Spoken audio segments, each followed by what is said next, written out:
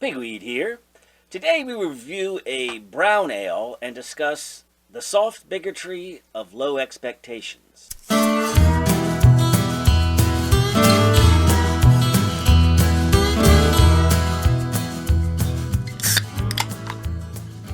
Hello and welcome to Beer and Conversation with Pigweed and Crowhill. Good evening, Crowhill. Good evening, Pigweed. What's on your mind? Well, this time of year, around the holidays, I like to drink holiday brews. Yeah. So I've got like a cellar full of different kinds of holiday brews and all that kind of stuff. And I try them and enjoy them, of course. Of course, you gave me your holiday beer for Christmas. Right. And considering that it was a home brew, and considering that it was just homemade beer, I just had to have different expectations for what I was. You lowered your expectations, did you? No, all right. Well, if in this Christmas spirit of making me feel good, I accept. And I will thrust upon you another home brew. Another home brew. That's actually, your Christmas beer was delicious. Here we go. Remember, I told you that this was at the very bottom end. I'm looking for Newcastle brown, right? Or at least that's what the. Yeah, and this is way browner. This is way browner. Way browner than that. And the other thing is, when you open your very first bottle conditioned beer, you never really you never know if it's going to go flying up to the ceiling or just sit there, and not give you any. Yeah, they gave Why a nice. That? I mean, what does bottle carbonation even mean? So what happens is you ferment it, which converts the sugar into alcohol and CO2, and the CO2 all escapes during the fermentation process. And then when you bottle it, you want there to be just enough fermentation left. You add some more sugar or something. So there's still some hungry yeast left. Yeah, and there's still some sugar to act on. Right. So it does that last little bit of fermentation. Like, for example, in beer commercials when they say, it's double fermenters, some phrase that they use sometimes. Like, yeah, okay, fine, everybody does that. But so it ferments again in the bottle just a little bit to add just enough carbonation. But the problem is, but this time it doesn't escape because you put a cap on it. Exactly, you put it so it's captured in there, which generates CO2. And I find about 10 days. Yeah. 7 to 10. This is 12 days, and and if you don't do it right, you either get too little carbonation or too much carbonation, which can be a catastrophe. All right, and I found right around 2 ounces of just regular table sugar for a 3-gallon batch. Yeah, tends to give me the right amount, and this one seems to be just fine. Mm-hmm. The carbonation is perfect. The color is very nice. It's very nice, darker than the recipe than you told me. expected. Yeah. Mm-hmm. So this darkness, if you look at I've even got my numbers out here. If you look at this, it's how much total? I got 7 5/8 pounds. Okay, of grain. Overall grain. Yeah, and I have 2 ounces, which will fit in the cup of your hand of chocolate malt. And that's where most of this color. The special roast is going to give it a little. What is that coming in at? About a 50. Yeah, 50, the special is going to give you a little bit more, but yeah. So it has. I'm gonna do 1 ounce next time. Anyway, it has great color, has good carbonation. It also has a very brown ale-y kind of a flavor to it. There's a certain. That's it. Yeah. That's really exactly that's brown ale. That's what you want. Good. Mm-hmm. It was going to be a robust brown, and then my volume was a little bit low. I added some extra water. It was supposed to be like a 7er. Now it's down to about a 5.5, which is great. Normal brown is anyway. Sure.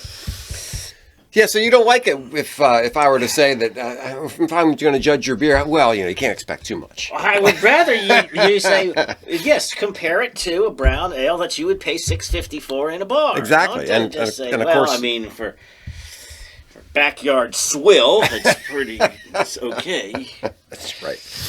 Yeah, so the fact that I would... and of course I don't. I think this is as good as a commercial beer. But if I were to lower my expectations like that, you really wouldn't speak well of you and your brewing and all that sort of thing. And that's kind of the origin. So why is it okay in real life? And all right, so I introduced the topic of the show with the soft bigotry of low expectations. I guess we need a definition or an origin. Yeah, so apparently it was George Bush's speechwriter, Michael Gerson, who coined the phrase. Daniel Patrick Moynihan used it, but it was George Bush who made it popular during the 2000 presidential campaign. Oh. And he said it in the context of educational reforms. Right, and that guy Gerson also he's also responsible for Axis of Evil. So Is that right? He's got two zingers. There you on his go. I resume. mean, that's something to on your tombstone. Yeah. So in that same campaign year, 1999, question to him was, a lawsuit by the Mexican American Legal Defense and Educational Fund went to trial this month. It claims that the state's 10th grade exit exam discriminates against minorities. How do you respond? So this, because he really wanted to be the education president. Right. He had 4 years lined up. That's all he's going to devote his time to. Yeah. Thanks, Bin Laden. ruining that plan. Yeah. But so yes, what does that even mean? The soft bigotry. How is it bigotry? And what is? So the idea would be, so it's soft and not mean bigotry. Well, mean bigotry would just be to say, come straight out and say, we don't think those Mexicans can do very well, But the soft bigotry is to say, well, we'll give special classes for the Mexicans, and we can't expect them to do as well as the other guys. Which is coming from somebody who thinks that they're acting in their defense. Yes. It's the person who says, "Wait a minute, I'm on the side of the disadvantaged minorities." Yes. And asking them to compete equally is mean. Is unfair. Yeah. And then so this quote is to say, "Do you hear yourself?" Yeah. So I came up with a phrase. Tell me what you think of this. Yeah. Liberals are racists who care. Right. Well, on a topic like this, you can never go wrong with Thomas Sowell. Yes. So how about this? It's amazing how many people think they are doing blacks a favor by exempting them from the standards others are expected to meet. Yeah, right. And how is that helping anybody? Let's say you have a swim team, okay? I swim a lot. And generally speaking, swimming is a white guy thing. Not you don't see as many black people swimming. It's just the way it is. Yeah. So let's say you have a swim team and you're trying to recruit people from the neighborhood to be on the swim team, and you have a bunch of black kids coming to swim, and you say, well, okay, we can't expect them to do the dolphin kick correctly. We'll just give them a break and let them break the rules. Are you kidding me? Really? You can't do that. And aren't they insulted? They should be. So here. This probably is more to your point here. This is more Thomas Sowell. Okay. If you want to see the poor remain poor, generation after generation, keep the standards low in their schools and make excuses for their academic shortcomings and personal misbehavior, but please don't congratulate yourself on your compassion. That's the kicker. The last line, right? So if that's how you want to do it, do it. Yeah. But don't pat yourself on the back. Don't go around because you're a racist who cares. Look how right. Look how compassionate I am. Yes. By not asking them to. The thing they don't understand is how racist what they're doing really is. Yeah. By saying, "Oh, we can't hold people to these standards because everybody knows they can't match those standards." And aren't we compassionate by doing that? Right. No, you're not compassionate. You're not helping them one bit if you don't expect them to meet the standards that everybody else has to meet. And so Oregon students, this was a recent one, Oregon students do not have to prove basic reading, writing, and math. So so all of you people in the education system, what have you just done to your own diploma? Yeah, exactly. It doesn't mean anything. And why would you, if you're an employer, why would you hire somebody who went through that system? If you know that everybody who went to school in Oregon didn't have to meet basic standards of English and math, would you hire people from there? Yeah. I graduated. So? So what if you graduated? Everybody graduated. Right, yeah. So this is Professor Kendrick Morales at Spelman College. Mm-hmm. He was fired for not inflating the grades of his kids, of his students. Mm-hmm. He says, I thought I was responsible for setting academic standards and making sure that the grades and degrees the school was conferring actually held its value. Sure. Right? Wouldn't that make some sense? Exactly. So you're like, Spelman? You mean the school where everybody gets passed just for showing up? What's the value of that? Right. He's like, I thought that was my job, was to maintain some standards. Yes. Yeah, Even with the pressure from the alternative grades, he says he calculated that 44% of the class would still fail. The dismal performance was part of a larger incentive problem where if students complained, administrators would ultimately capitulate to pupils who were not motivated to work hard. Right. Well, so I was listening to this talk between John McWhorter and some other guy. I don't remember who it was. And here's what he said. And I want to talk with you about this for a second. When you focus on the group identity of people who succeed, you undermine their achievement. And the example he gave was, there are just too many Jews in the banking system. Right. Right. So if you say something like that, there are too many Jews in the banking industry, too many Jewish bankers. What are you saying? Are you saying that they got there not because of their merit? Right. Is that what you're saying? Yeah. Or are you saying... Now, there should be some governing body limiting the number of... But what exactly are you saying? If you say there's too many Jews in the banking industry... Yeah. So, yeah. What does it mean that there's too many? And are you saying, boy, those Jews are clever? Is that what you're saying? Or are you saying that there's some sort of internal incestuous promotion going on where Jews are just hiring Jews? I mean, what exactly are you saying if you say something like that? If some group is over or underrepresented? Yeah. Because a lot of the equal representation... This is Thomas Sowell's point, is why would you expect there to be equal representation in all facets from all people? It doesn't make any sense at all. Yeah.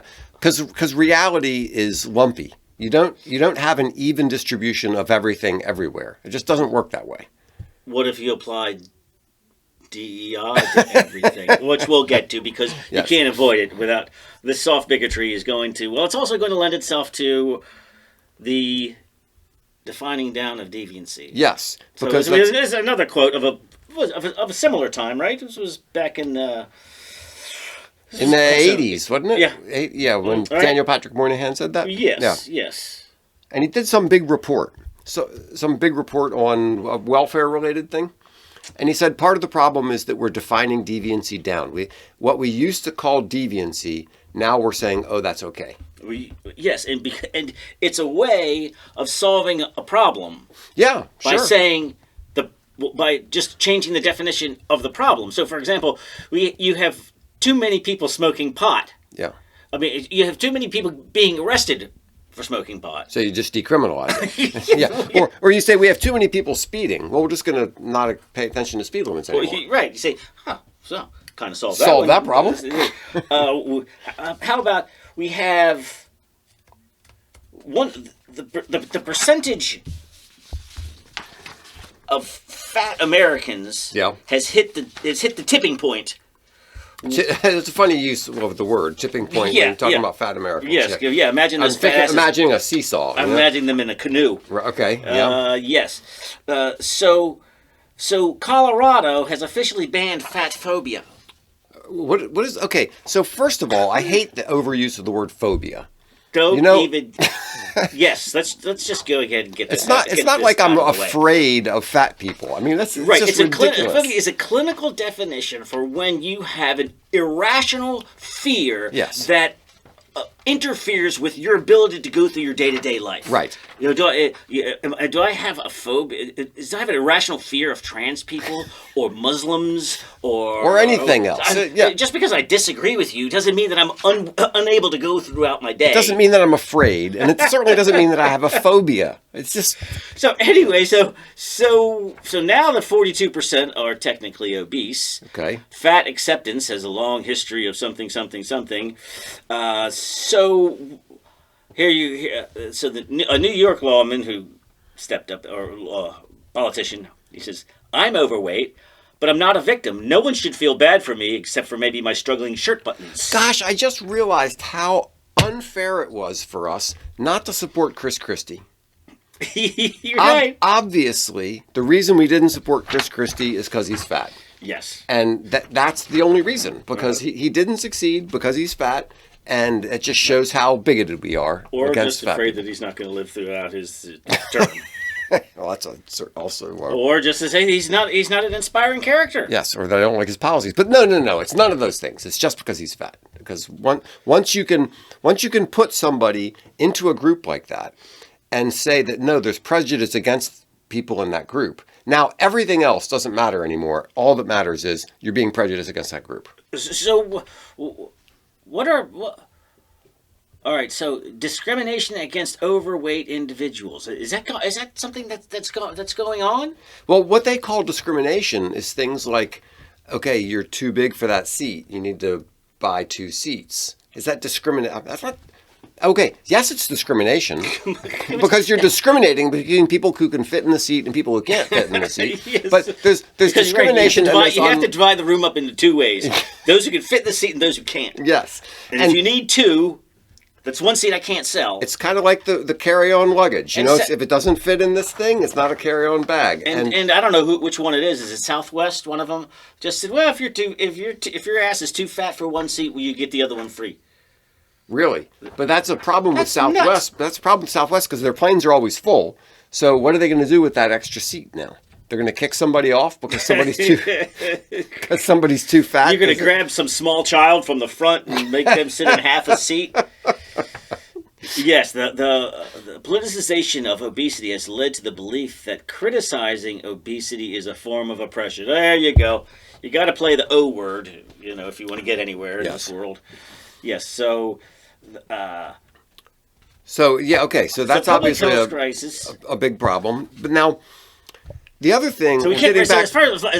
So I guess how it links back is having the expectation of not being a huge fat ass is a standard we're not allowed to have. So we're dropping the expectations down to, we can't expect you to not do drugs. We can't expect you to not be 400 pounds. Right. And then, like the defining down deviancy, then these things are no longer a problem. Right. Yeah. So, yes, the fact that 42% are obese, guess what? That might even be a good thing. How about a situation where, let's say you're a flour company and you sell flour and you notice that too many bakers are white. Too many, whatever that means. Too many, like those Jewish bankers. Yeah, whatever that means. Too many bakers are white. So you decide you want to promote non-white bakers. So you have a contest specifically for non-white bakers. Right. And you say you want to, let them bake a cake or whatever they're going to bake. Yeah. But it's only for non-white people. Yeah. Now, what standards are you going to apply to that baking contest? Right. If they come in and all of the cakes are lousy, I mean, obviously they wouldn't be. Somebody's going to make a good cake. But once you've said, we're just trying to promote within this particular group, you've necessarily lowered the standard, haven't you? Absolutely. Because you're saying you people couldn't compete against the white bakers. Yeah, exactly. And now, how high are you going to hold the trophy when you competed against 1/10 of the town's bakers? I am a pretty good baker. I'm not sure how I compare to the rest of the bakers. Right? I mean, it's lost its value. Why don't we have some pickup basketball games where we say only white people can play?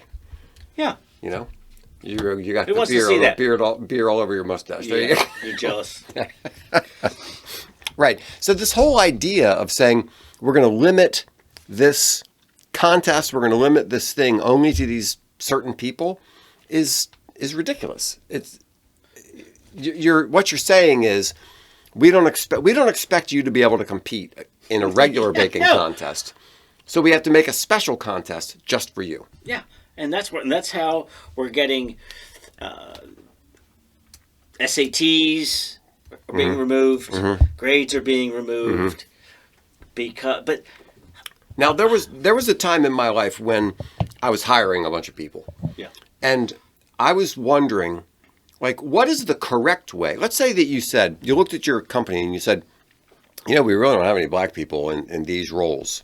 And you said, I would like to encourage more black people in these roles. Yeah. What would be a correct way to do that? Yeah. So I was reading something. That's a good question because there are perfectly good reasons not to fill some equity quota. Yes. That I worked for a company that had a lot of black clients. Yeah. And while we had black employees, none of them were in the front office. Yeah. Which is where the people come in. Yeah. And so the business that made the decision, you know what, we need some black people up front. And Yes. and this is a case where I think it's a legitimate. Yes, a legitimate situation where you say, I would like to get some... It would be, right. So I was reading something, I think it was by Clarence Thomas, writing about, here are some legitimate ways to try to get any population, whatever it is, without, doing the liberal stupid thing. And he said, okay, why don't you intentionally advertise in areas where you're going to get a higher percentage of black people. So right, just to increase the number of applicants. Yeah, and you're not expecting that within that. Yeah. You'll find the qualified person. Not take 10 applicants. One of them is the color skin you're looking for. Yes. And the least qualified. You're still going to only hire a qualified person. Yes. But what you've done is you've changed the applicant pool. That's a perfectly legitimate thing to do. Yes, it is. Yes. But the idea of saying, no, we want to get more black firemen, therefore we're going to change the standards for it. No, when my house is on fire, I want the guy coming to rescue, I want him to be qualified. Yeah, and all of those things, when those things happen, and the captain's exam to move, in the fire department. Right. When they're challenged by a white guy who's passed over, they always win. Why? Because it's straight up discrimination. Yes. Yes. So once so finally even affirmative action, they said, all right. When this was put into place, they said it at the very time. They said, well, this can't go on forever. Yeah. And so recently they said, race cannot be used as a measure of college entrance. And right about that time, you got something even worse, DEI. Yes, which should be DIE. It should die. But this whole diversity, equity, inclusion thing is what kind of diversity?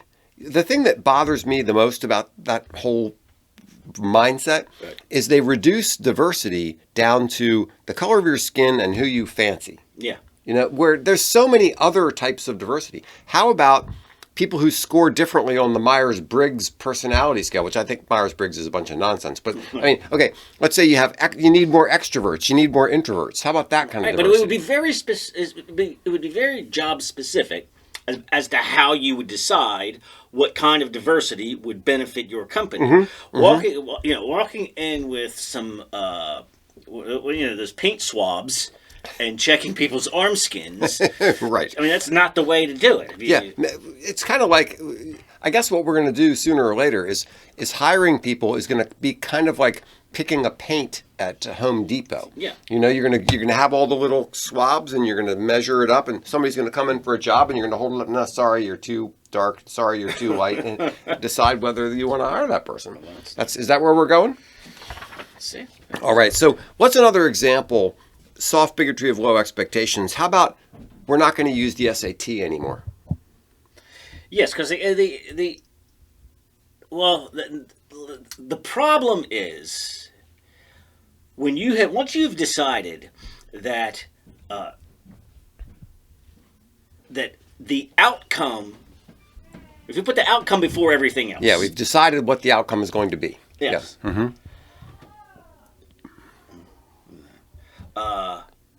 I'm sorry, what'd you ask? Okay, the question is not using the SAT an example of the soft bigotry of low expectations? So my point was, if in Ibram X. Kendi's world, right, where I see disparity, I see racism. Yeah, necessarily. Whenever necessarily. Yes. So if black people perform poorly on test A, there's something wrong with test A. Yes. Somehow it never works the other way. Where, for example, if black people are overrepresented in the NBA, that doesn't mean that there's something wrong with the recruiting policies of the NBA. Of course it doesn't work that way. Yeah. So, I mean, it's so the SATs insulting and stupid. Are understood to be a predictor of success in college. And apparently they are. Yes. Yes. Yes, they are. Mm-hmm. So now you're going to throw that away to, because to meet your equity quota, and now you get a bunch of people wasting money getting into colleges they don't deserve to be in. Well, the other side of that is you're not helping. Let's say you have somebody with an IQ of 120, and they would do very well at a tier B school. Okay, they would and they would come out with confidence because they were an A, B student. Yes. And so now what have you done? They studied important stuff. They did well. They had A's and B's. They were respected by their peers. But Harvard is so committed to raising its minority numbers that they scoop that kid up. And what is he going to do? Turn it down to go to the local university? Yeah. So now let's just assume, just for the sake of argument, the tier B school, the average student, has like 115 IQ. So the guy with 120 IQ is doing really well.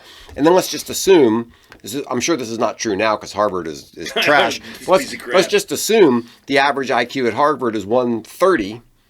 That now you're bringing somebody in where they're not going to do well.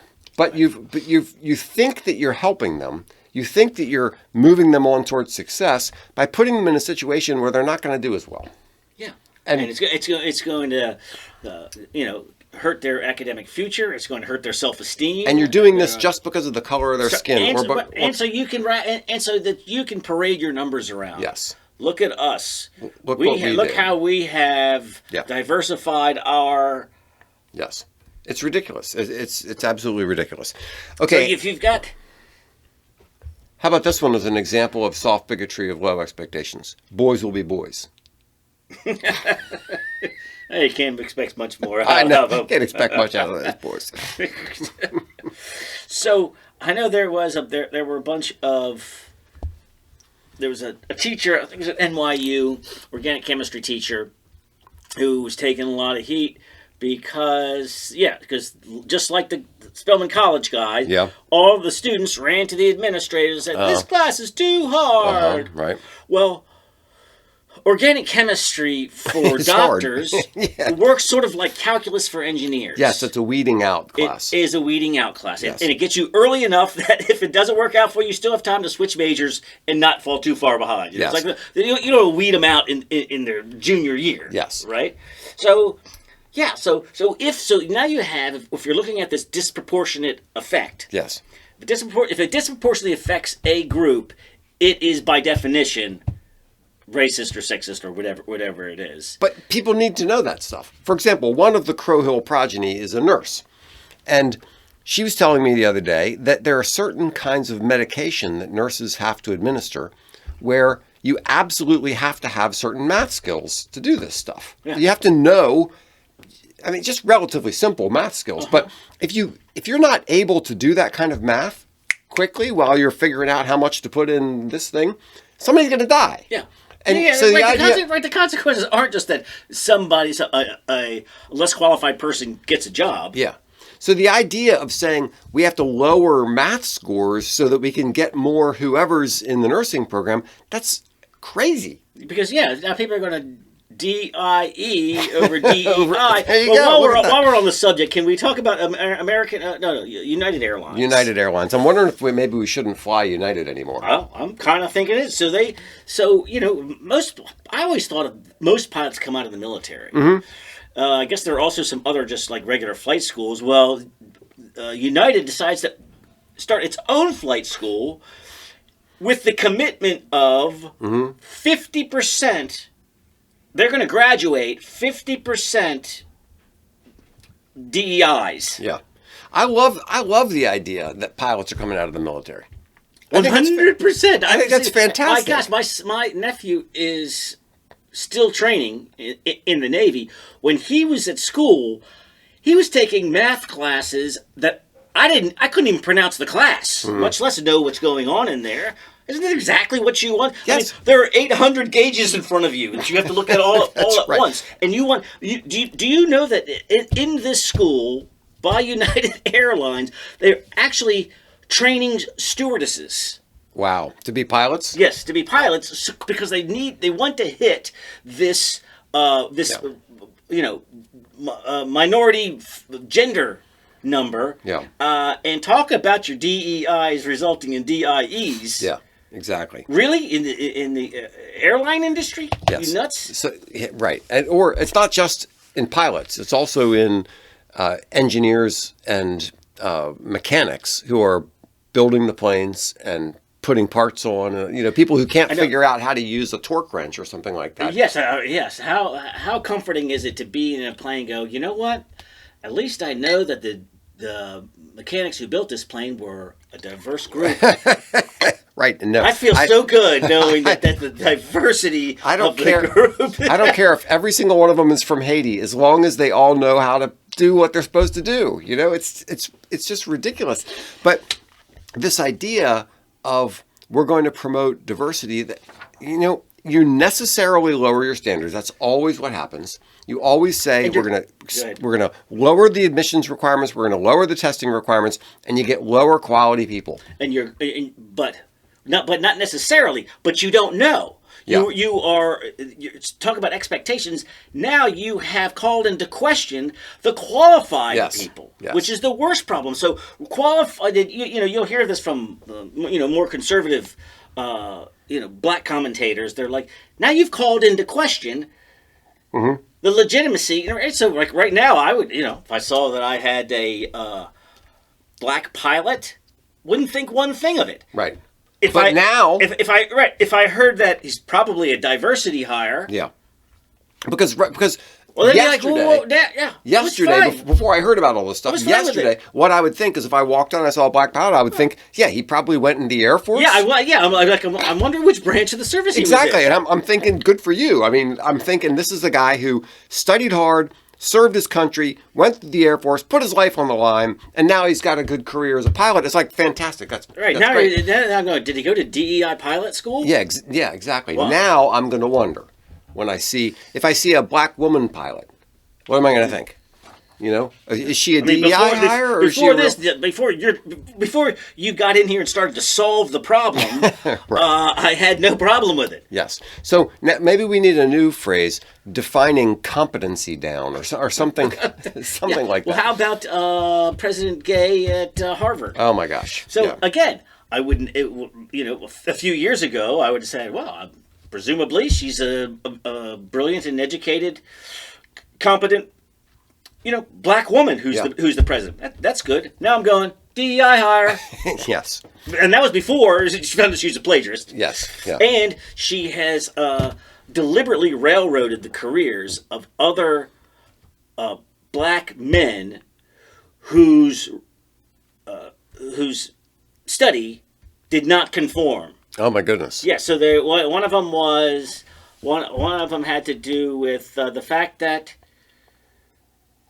No, white cops are not more likely to shoot black people. Okay. So that was a mark on it. You can't say that. You can't just say that. And the guy himself, he said it was the most surprising thing for me. Yeah. This guy does rigorous. And he actually listened to the data and figured out. He was like, I wasn't expecting this at all. But that's how real academia is done. Yeah. You don't set your. You don't say I'm going to prove that white cops are more likely to shoot people. And the other one, I don't know, he was an economist.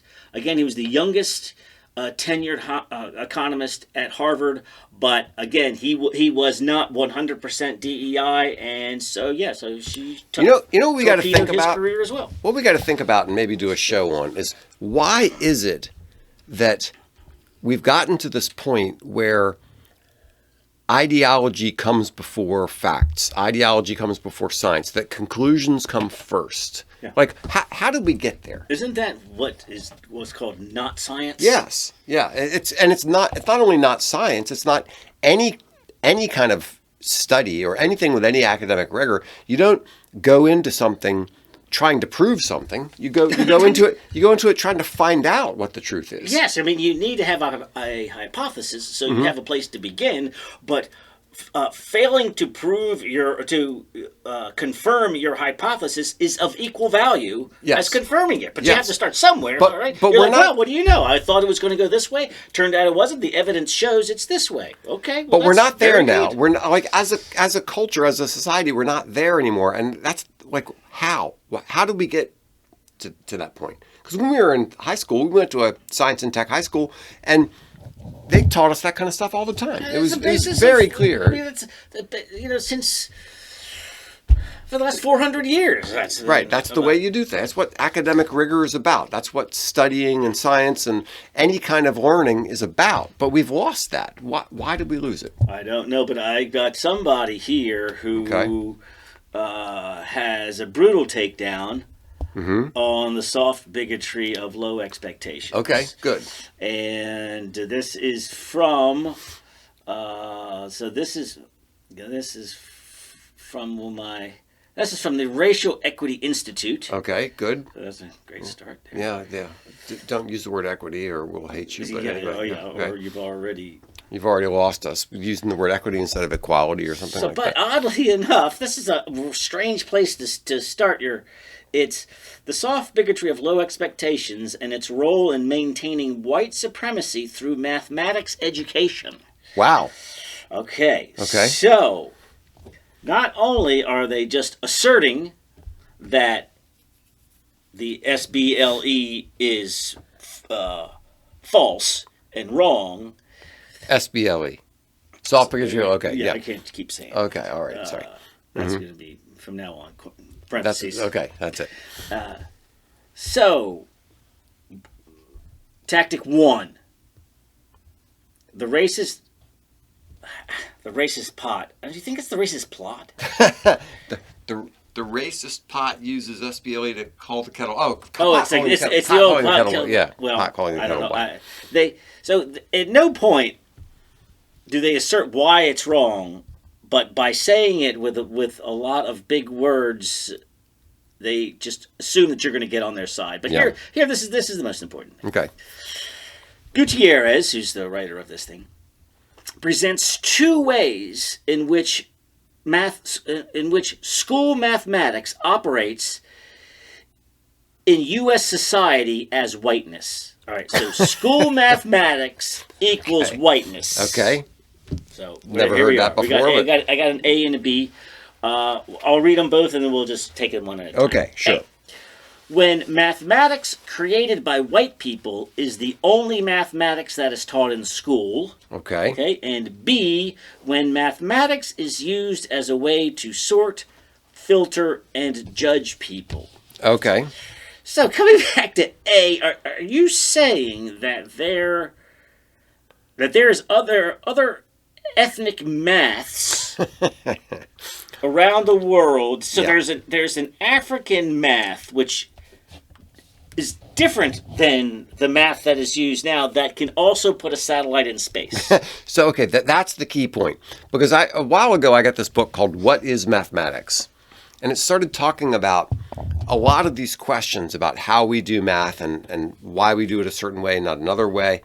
And there are other ways of doing math that are legit. But the question of whether they're legit always comes down to whether it actually works in the real world. We have this interesting test, where you build a bridge according to one set of mathematics and it actually stands up and cars can drive on it. Yeah. And you build a bridge according to another set of mathematics and it doesn't stand up. I have seen somebody do long division in a way that I don't do it. Yeah. But you kind of need to get the right answer. That's the key. So there are other ways to do math, and it gets more complicated than just like the method you use for doing your thing. There are things about incorporating different dimensions into math and other kinds of weird things about math. But when you get into the DEI, the assumptions of whiteness, where getting the right answer is so important. It's such a white thing to... Is it? No. Because, once again, when I'm on a bridge, when I'm on a bridge, a satellite... Yes. When I put a tire on my car... So much emphasis on the right answer. Such whiteness. It's like I saw Vivek Ramaswamy challenging some dingbat reporter about...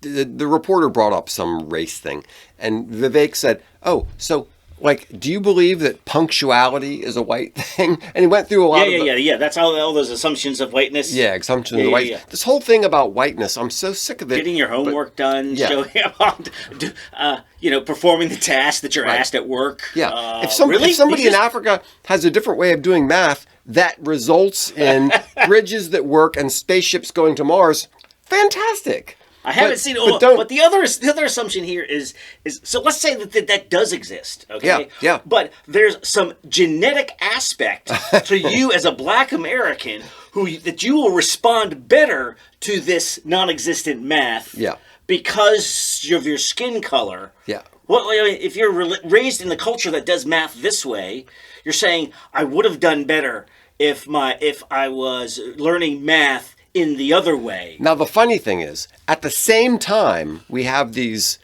racist people saying this stuff. At the same time, they're telling us, oh, mathematics wasn't invented by white people. It was invented by Arabs. Yeah. Right? Yeah. I mean, right. So is it white math or is it brown math? I don't know. Right. Algebra is an Arab. It's from the Arab. Yeah.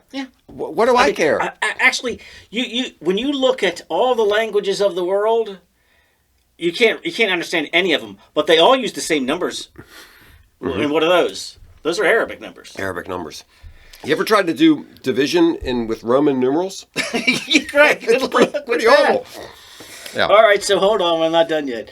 We've already kind of covered this. When math is used as a way to sort, filter, and judge people. You mean like who gets to be an engineer or not? Right. Yes, that's exactly what it's for. Yeah. It's to sort out. Not judging people, to determine whether or not we are judging them. We are judging them. You're right. We're judging them based on whether they're competent. Yeah. So, and this idea of if you're using something to judge people, the weed out classes in some discipline, there's a reason they have those weed out classes. They realize that people who can't do this can't do the other things that they need to do in this discipline. Yeah, and you can, find a perfect. Find something else that you're good at. That you're good at. Yes, there's no insult here. No. Not hurt anybody's feelings. How about try that in a small town? Okay, so from all I could get from that, talking about SBLE, is the song is about urban crime. Yes.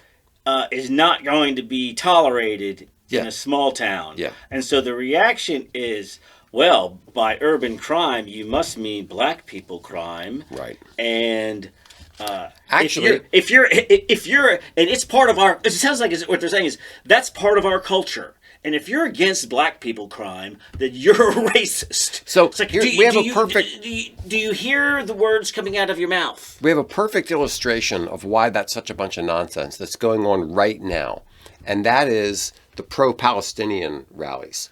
They're mostly white people, right? But conservatives and the guy, is it Jason Aldean who did try that in a small town? Yeah. I don't remember. So people, we don't want people blocking the roads. We don't want people blocking bridges, blocking the tunnels in New York, right? Yeah. So when you see, just the other day, I saw a clip of a black guy driving up to a huge pile of white people blocking the road, and he gets out and pushes them out of the way and drives through. Yeah. And a bunch of climate jerks. No, this was Palestinian stuff. Yeah, and everybody's cheering him, right? Yeah. Megyn Kelly and all the other people are saying, this is a great guy. Yeah. This has absolutely nothing to do with race or skin color. It has to do with, we expect you to obey the laws and do things that promote law and order. And try that in a small town. Okay, you try spray painting a monument. Yeah. That's not a black thing or a white thing. Right now we have white people going around in the pro-Palestinian stuff, spray painting monuments. Sometimes it's black people, sometimes it's white people. That's not the point. The point is that's not behavior that we can accept. No. So SBLE holds up. You're not, as Thomas Sowell says, you're not helping by lowering standards, and in some not helping cases, anybody. You're right. You might help somebody get a job that they didn't deserve, but that means you've just cheated a guy who did deserve it, and then the job's not going to get done as well as it should get done. Yes, because you're right. Yes. I mean, let's just say the plumber's apprenticeship test has been altered to help certain people. Yeah. Yes, you've just lowered you've lowered the quality of whatever you apply that you apply this to. So now your toilet's going to be leaking all over the place. Congratulations. But or in the case of airline construction and pilots, Yeah. people are going to die. But what it all comes down to is we expect that anybody can, if they want to, meet these standards. The soft bigotry of low expectations is we're saying, no, you can't expect those people to meet those standards. Yes. No, we're saying anybody can. Yes, we believe that you can meet these standards If you try, if you apply yourself, if you have the talents, right? Yeah. and Has nothing to do with your skin color. And everybody else is assured that when you pass this exam, that you are qualified, not doubting your competency over some ideological BS. Which is the way it is now. Now you see a diversity hire, and you think, well, they were hired because of DEI. Yeah, all right. I mean, they might be qualified, but But they might not be. They might not be. All right. Well, All right. Well. Do I have a downer for you? Because we just spent 45 minutes talking about the importance of high standards. Yes. And I'm about to violate the whole thing. And blow the whole thing up. Oh no. Okay. Yes, because what I have done here, the coveted PNC's Man of the Week. I know. I have people writing in saying, when did I get to be Man of the Week? I have had a long history of lowering the standards on what it takes To be Man of the to Week? be Man of the Week. Okay. More often than I would like to admit, it's just simply being a sane person. Okay. And so, for example, one of my two men's of the week is the University of Utah, Right. who says they will discontinue diversity statements as part of the Hiring process. Yeah. Sure. Yeah. And Why does this? why are we congratulating somebody for doing something obvious? And normal. Yes. So wait a minute. So you're not. So in order to get hired, you don't have to bend the knee and swear your allegiance to the DEI gods. And what? That's all it takes. And we're going to congratulate. Is that you all on it takes to be an MOW? Yeah. How about this one? The Ohio House overrides the governor's veto of the child trans bill. Yeah, that guy. Well, I don't know what's going on with here's that Ohio guy. what you thought was a perfectly legitimate Republican governor said. You know what? The whole cross-sex hormones, puberty blockers, surgeries for children. I'm going to have to let that go. And so the House rises up, overrides the veto. Really? That's how low the bar is for a Man of the Week? So it's obviously not the governor. It's the Ohio House. The House that overrides. Yes. So, I know. after Nowadays, just praising raising the bar, admitting that many Men of the Week are there for doing nothing more than being a sensible and reasonable and sane person. You've heard that saying, in the land of the blind, the one-eyed man is king. That's sort of where we are right now. We're in the land of the crazy. Yes. The somewhat sane person. All you're asking. Yeah, that's all we want. So let's hope in the future we get actual Men of the Week. People who do something serious? Come on. Somebody out there do something really good that we can. Right. Instead of just right now, just standing in the way of the insane. Yes. Is all. That's all it takes. But that's all it takes. All right, kids. But let's up your game. Yeah. Let's find somebody who actually does something. Yeah. All right. Thanks so much for listening to Beer and Conversation with Pigweed and Crowhill. Remember to visit us at pigweedandcrowhill.com or send us an email at pigweedshow@gmail.com.